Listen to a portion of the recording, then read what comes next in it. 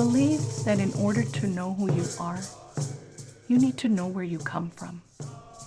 We are the Tiguas of Isleta del Sur Pueblo. Our pueblo's name, Isleta del Sur, means Island of the South. We are the descendants of our forefathers who first came to this land in 1680. The continued practice of our language, culture, songs, dances, ceremonies, and self-reliance is the legacy we leave behind for our children and future generations to come. The annual St. Anthony's Feast is the most sacred of ceremonial observances our pueblo still honors today. And every June 13th, before the sun rises, the cacique and tribal officials assemble at the Tuzla and start the day with a traditional Tigua blessing. The pueblo also observes 12 other traditional feast days throughout the year to pay homage to Catholic saints and honor tribal member namesakes. The history of our people, the hardships we have endured, our perseverance and resilient nature have contributed to our survival. We now take these founding principles to advance the pueblo's vision and determination. We are the Tiguas of Isleta del Sur Pueblo.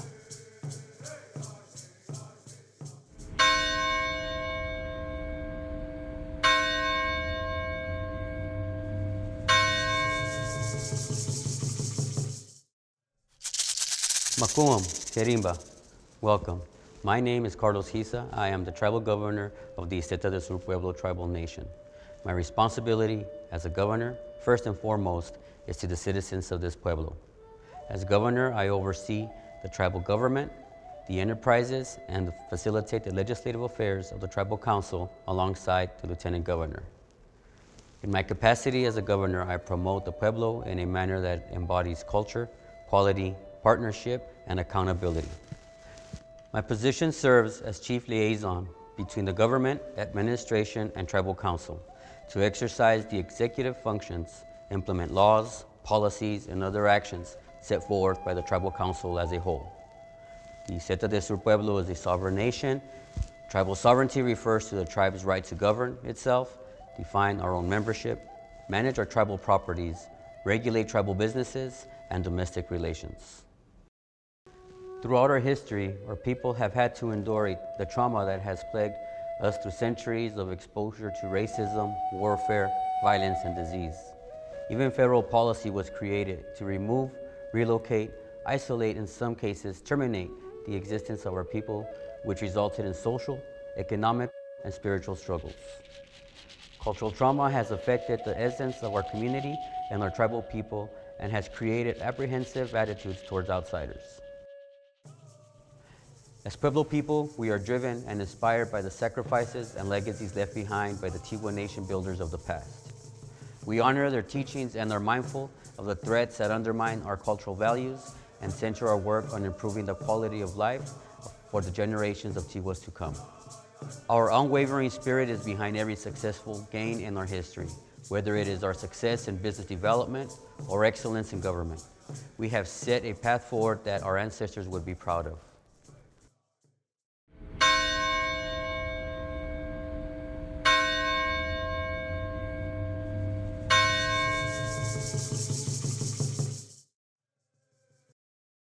Makuam, Kerimba. Welcome everyone.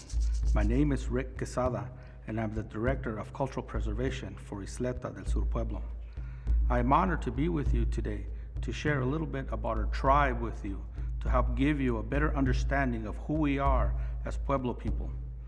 Our culture is a foundation on which we have continued to build on. Our faith, language, and ceremonies are what define us as Tigua people. Our aim is to continue building our legacy of being a self-sufficient tribal nation with our own tribal government, judicial system, healthcare, education programs, along with a growing economic base of successful enterprises. Today, I will share with you how our Pueblo was established and how our ancestors began this journey in 1680. The story of our Pueblo nation spans countless generations, dating back 9 to 10,000 years ago. Our original ancestral home is called Coray, which is located approximately 90 miles southeast of Albuquerque, New Mexico.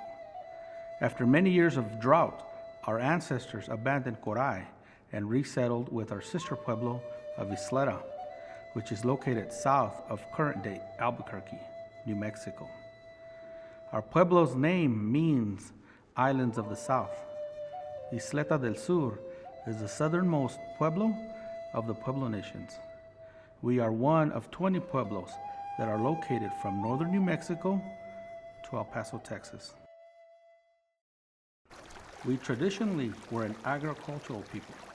Throughout time, we have diverted the waters from the Rio Grande to irrigate our fields of corn, squash, beans, chili, and other crops to feed our community. Our subsistence way of life, living from the land, also meant that we hunted deer, buffalo, rabbits, and other game in the foothills and mountains surrounding our pueblo. Our homes were multi-level structures and built from a combination of earth mixed with straw and water. The mud or adobe that was made from the mixture was then poured into forms and made into sun-dried bricks to build walls that were often several feet thick.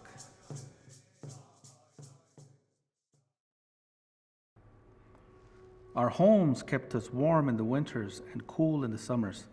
They had flat roofs, which served as working or resting places, as well as observation points to watch for approaching enemies and view ceremonial occasions. Ladders were used as staircases, which took you from one level to the next. Each pueblo was an independent and separate community. However, we shared a similar language, customs, and system of government. Each pueblo had their own governmental structure to maintain its social system. Matters such as religion, agriculture, hunting, and war were governed by the spiritual leaders of each pueblo. To give you more of an insight, we need to look back 500 years into our history, prior to our first contact with the Spanish conquistadors.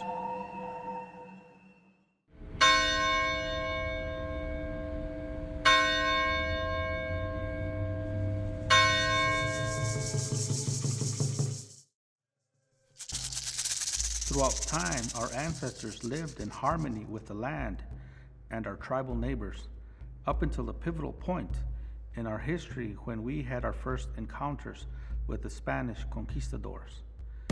Beginning in 1540, under a royal decree from the King of Spain, Francisco Vázquez de Coronado set out in search for the rumored riches of the 7 cities of gold known as Cibola, and to bring the natives of the new province under the control and dominion of Spain and the Catholic Church. This chapter of Spanish occupation marked one of the most challenging periods in our long history.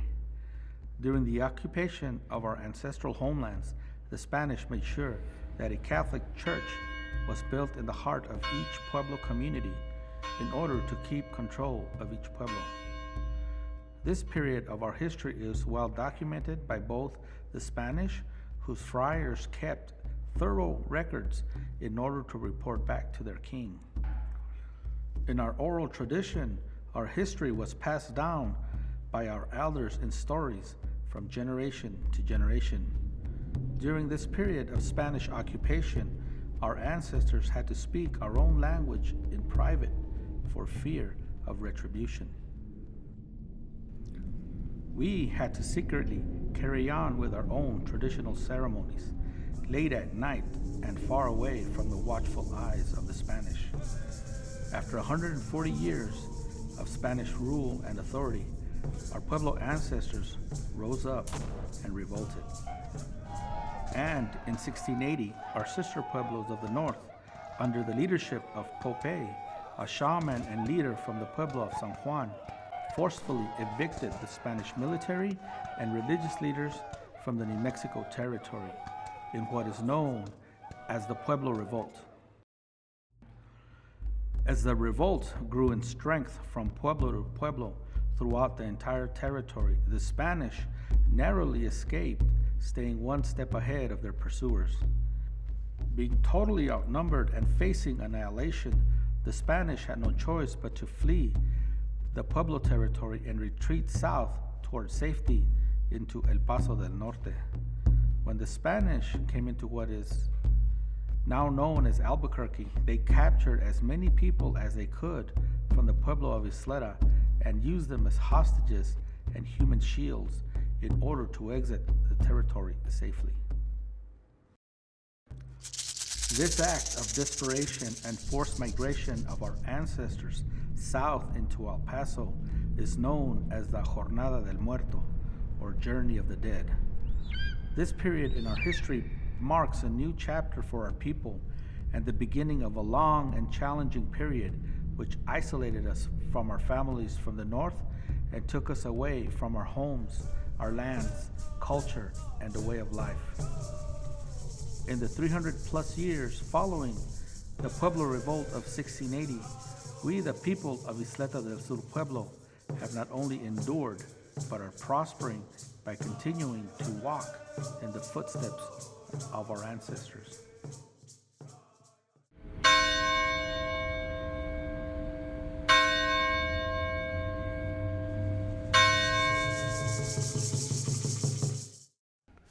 Inumamkima Makuam. My name is Javier Loera. I am the war captain for the Ysleta del Sur Pueblo. The cultural impact the Spanish made on our Pueblo civilization during the periods between the mid-16th century through the 18th century were profound. Their influence can be seen today in how we elect our tribal officials, govern our tribal affairs, and you will see Catholic missions in every pueblo. However, the irony of these two major influences on our way of life are actually the key factors which have allowed our way of life to remain intact. Almost 500 years after the time our ancestors came into contact with the Spanish in 1540. One of the most impactful legacies left behind by the Spanish was the cane of authority. The cane or vara has been used throughout history, dated as far back as the ancient Egyptians. These canes were an acknowledgement of authority and power. The cañas were also a symbol of transference of power as well, from one leader to another.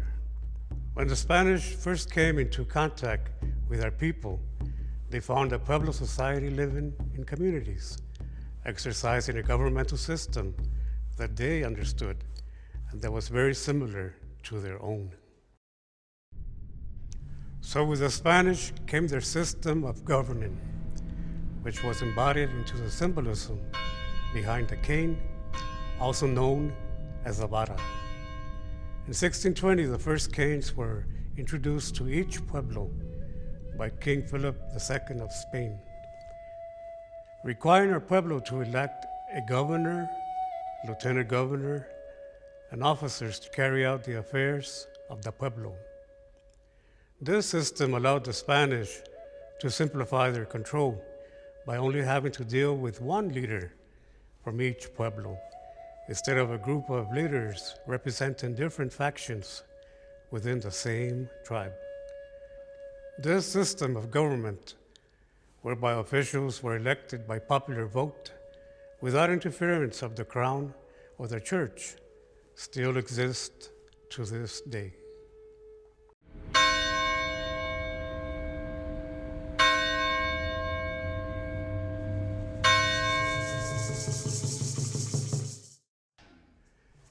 In 1751, King Charles VI issues a land grant to the people of Ysleta del Sur Pueblo. The land grant is 1 league, 3 miles, in each cardinal direction from the center of the Ysleta mission. For more than 190 years after the Pueblo Revolt of 1680, the Pueblo prospered with its use of the land. In 1821, when Mexico gained their independence from Spain, the Mexican government acknowledged our sovereignty and right to self-government, thus retaining the Pueblos land grant that was first issued to us by the King of Spain. However, not long after Mexico's independence from Spain, the U.S. government wanted to expand its reach to span from coast to coast to become a continental nation so that it could export their goods from ports on both sides of the country, also known as Manifest Destiny.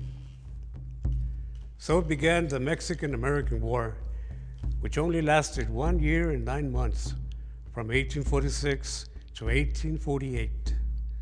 The vision for Manifest Destiny was to control the New Mexico, California, and Texas territories, and also to include the Oregon, Utah, Nebraska, and Kansas territories, which were purchased from Great Britain. With the end of the Mexican-American War in 1848, New Mexico, Texas, Arizona, and California became territory of the U.S., also known as the Treaty of Guadalupe Hidalgo. So in 1848, the Pueblos were brought under American rule, according to the Treaty of Guadalupe Hidalgo, which stated that all people were to have certain rights to property, religion, which committed the federal government to protect those rights. Under the Treaty of Guadalupe Hidalgo, the federal government agreed to recognize the land grants that were made by the Spanish and Mexican governments. The federal government, however, did not honor this treaty until much later and made no formal acknowledgments of the Pueblo nations. Up until this time, the policy toward Native people was not a favorable one. It was during this period that the term, "the only good Indian is a dead Indian," was commonly used.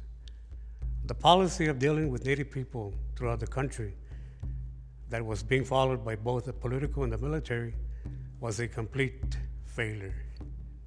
Shortly after his inauguration and facing the possibilities of a civil war, one of Lincoln's goals during this period was to keep the tribes from supporting the Confederate states. At this time, however, the Navajo, the Apache, the Cherokee, and Lakota were also in conflict with the federal government. As hostilities between the natives throughout the country continued to grow, so too was the conflict between the states. President Lincoln now had his hands full with a civil war and did not want any further support going to the Confederates. And in 1862, the Confederates invaded New Mexico, which was a tipping point for Lincoln in how he had to deal with the Pueblos. Looking beyond the Civil War, President Lincoln wanted to secure their position of expanding the United States into the Pacific Ocean. He knew that the best way for him to do so was to have the support of the Pueblos in order to continue their expansion without additional conflict. In November 1863, Lincoln delivered the Gettysburg Address. Understanding the significance of garnering Pueblo support, Lincoln authorizes the delivery of the Canes of Authority to all the Pueblos by the end of that same year. However, since the Pueblo of Ysleta del Sur resided in a Confederate state, the Pueblo did not receive the Lincoln Canes or patents to the original land grant given to other Pueblos by the King of Spain. On May 9th, 1871, the Texas legislature passed an act to incorporate the town of Ysleta in El Paso County. The 1871 incorporation gave the town of Ysleta the power to subdivide Pueblo lands, issue land titles, and delegate property ownership under the criterion of citizenship.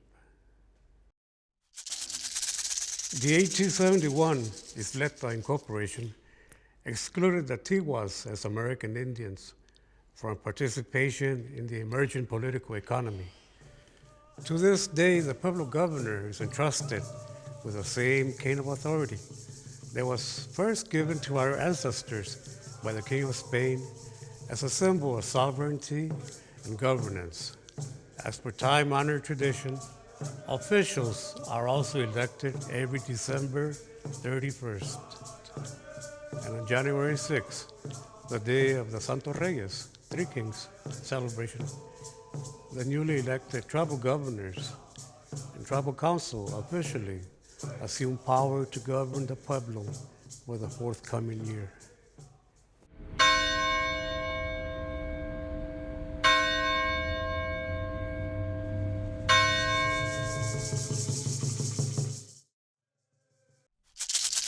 Inumam Kima, Makuam, welcome. I am Chris Gomez, Lieutenant Governor of Isla del Sur Pueblo. The Isla del Sur Pueblo is a federally recognized tribe located in El Paso, Texas, just south of New Mexico along the U.S. and Mexico border.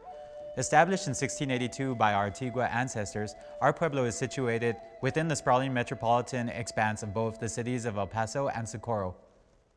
The pueblo has approximately 4,000 enrolled citizens, half of which reside within the El Paso and Hudspeth counties.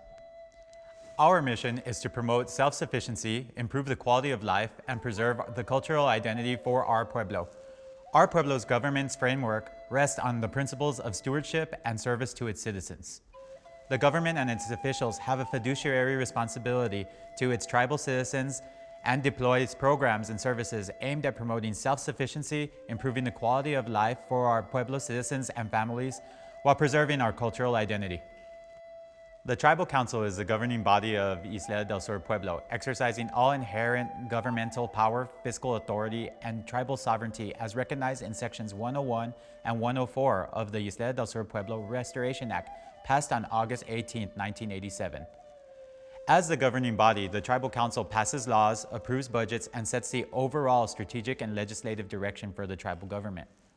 Elected tribal officials such as the governor, lieutenant governor, traditional sheriff, and 4 council members serve annual terms. The governor and lieutenant governor serve as the administrator and assistant administrator to oversee the day-to-day operations of the tribal government and directly supervise program directors. The governors also exercise executive functions, meaning they implement laws, policy, and other actions set forth by the tribal council as a whole. The Traditional Council is responsible for maintaining the traditions and customs of the pueblo. They schedule all religious events and practices, including dances and hunts. They safeguard ceremonial assets belonging to the tribe and provide traditional direction and leadership. Traditional council seats include a cacique, our chief, war captain, and 4 capitanes. The cacique and war captain provide spiritual and traditional guidance. Both the cacique and war captain are appointed to lifelong terms. The Isla del Sur Pueblo is one of over 560 federally recognized tribal nations with a formal government-to-government relationship with the United States. Tribal governments are an important and unique member of the family of American governments as recognized by the United States Constitution. Sovereignty is a legal term that outlines a tribe's authority to self-govern and is affirmed by historical treaties, the Supreme Court, the President, and Congress. Tribes cede millions of acres of land to the United States and in return receive the guarantee of self-government on their own lands. The treaties and laws create a trust responsibility whereby the federal government must protect tribal lands and self-government while providing federal assistance to ensure the tribal community needs are met.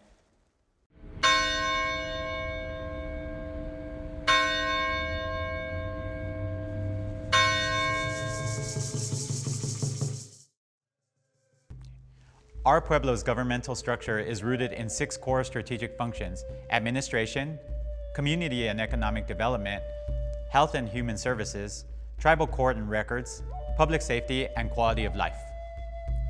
A total of 13 departments execute these functions and are responsible for the deployment of over 169 programs and services to the Ydsp community, including but not limited to social programs, health, economic development, public safety, education, workforce development, youth building, and land management.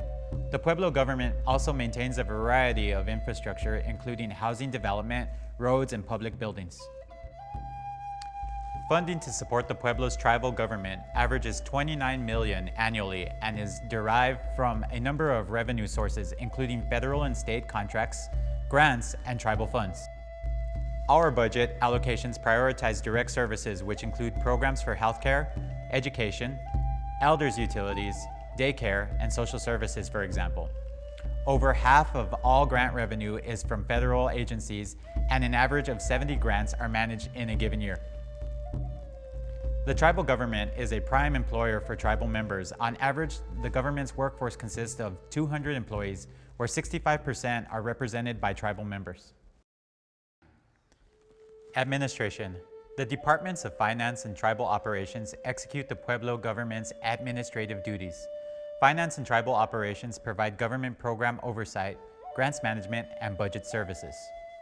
Tribal operations spearheads Pueblo-wide administrative activities such as the development of the annual operating budget, facilitates strategic planning, and provides the tribal government's year-end report. Economic development. The goal of the Economic Development Department is to create sustained economic development policies and opportunities that improve the quality of life over the long term for the Pueblo members and Pueblo economy. Investing in Pueblo entrepreneurs by way of education and resources is a concentration area for the department, along with research and development for government revenue diversification.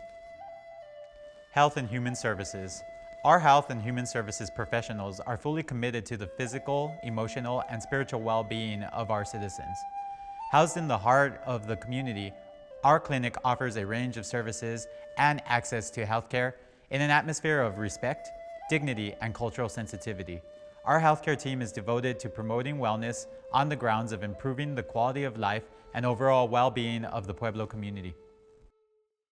Programs include prevention and intervention services in a wraparound manner to provide a healthcare safety net for every Pueblo child, youth, adult, and elder. Core services include family medicine, dental, optometry, behavioral health, acupuncture, laboratory services, and health education services.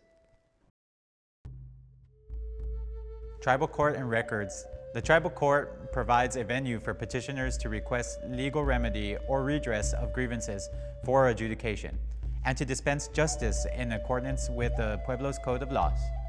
The Tribal Court serves and protects the interests of justice and equity on the Pueblo. It promotes the welfare of the tribe and its members while safeguarding individual rights and community standards. The Tribal Records Division is the official data collection and demographic clearinghouse for the Pueblo, maintaining enrollment and member records. Department of Public Safety. Maintaining a safe community is a priority for the Pueblo government. The Department of Public Safety coordinates police, fire, and emergency management services in an integrated manner.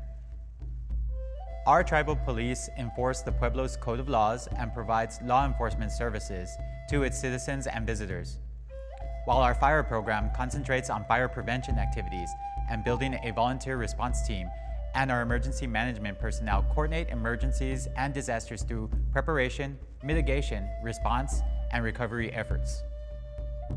Empowerment. The Empowerment Department is the Pueblo's hub for education, employment, training, and child care services. Through a host of programs, the department serves a wide range of TIGWA members, representing various age groups, educational levels, and socioeconomic backgrounds.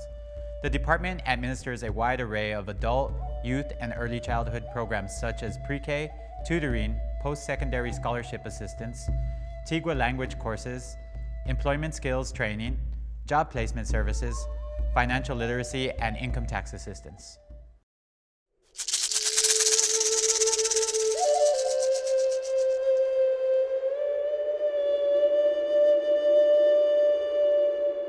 As our journey continues, we strive to accept nothing less for our people, government, and enterprises.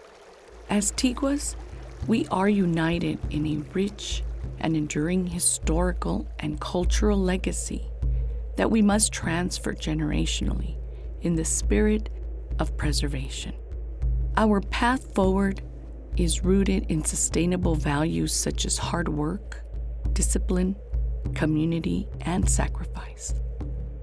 As Pueblo people, we are driven and inspired by the sacrifices and legacies left behind by the Tigua nation builders of the past. We honor their teachings, are mindful of the threats that undermine our cultural values, and center our work on improving the quality of life for the generations of Tiguas to come. For those of you joining our workforce for the first time, our relationship with you is important to us. We are committed to providing you the tools and resources necessary to be successful. Preserving our traditional way of life and leveling the business playing field is a delicate balance for our tribal leadership, yet is critical as our landscape continues to evolve. Our unwavering spirit continues to contribute to improving our quality of life and success for our Pueblo nation and the generations of Tiguas to come. Just as one season changes into the next, we must always prepare each and every generation the transfer of cultural knowledge, civic responsibilities, and overall leadership. As a member of our tribal family, we challenge you to learn as much as you can about the Pueblo's heritage, government, and current events. You now have a responsibility to safeguard, honor, and perpetuate a way of life and culture set by our ancestors. We are most successful when we stand as one. Our strength, perseverance, and vision has allowed us to not just survive, but to thrive. We are the Tiguas of Ysleta del Sur Pueblo.